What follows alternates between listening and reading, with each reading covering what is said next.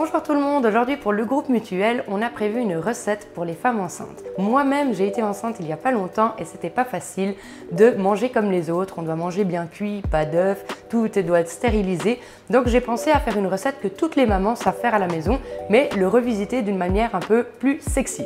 Donc on va faire une blanquette de veau à la truffe blanche, mais revisitée façon Marie-Robert. La base de la blanquette est une recette simple où vous allez pouvoir retrouver les ingrédients en dessous de la vidéo et voilà ce que ça donne. Donc ça a été cuit et maintenant je vais vous montrer ce que nous on en a fait. On l'a effiloché et on a mis une petite brunoise de carottes dedans. Les carottes ont cuit aussi avec. Ici on a justement notre blanquette qu'on a effilochée et maintenant on va venir lui donner une forme agréable comme vous le souhaitez. Moi je vais le faire en petits boudins.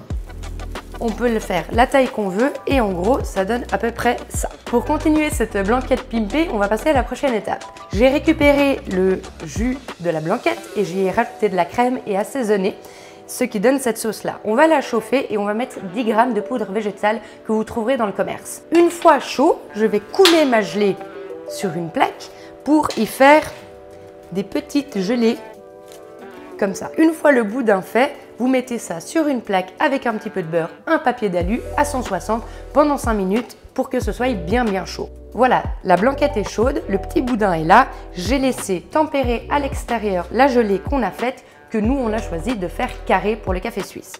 On va maintenant venir la décoller. Voilà notre boudin et maintenant on va poursuivre avec le dressage de cette blanquette un petit peu spéciale. Pour venir dresser, on a notre boudin. Pour le côté un petit peu fun, encore une fois, une recette facile. J'ai fait des gnocchis, mais avec de la pomme de terre vitelotte. Je suis venue les déposer ici. On a fait un petit pressé de poireaux. C'est des poireaux cuits avec du bouillon de légumes, bien pressés et roulés aussi dans du papier film. Rien de plus facile.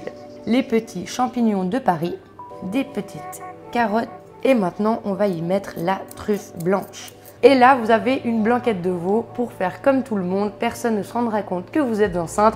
Et en plus, vous avez fait un plat gastronomique avec des produits qui sont simples à faire.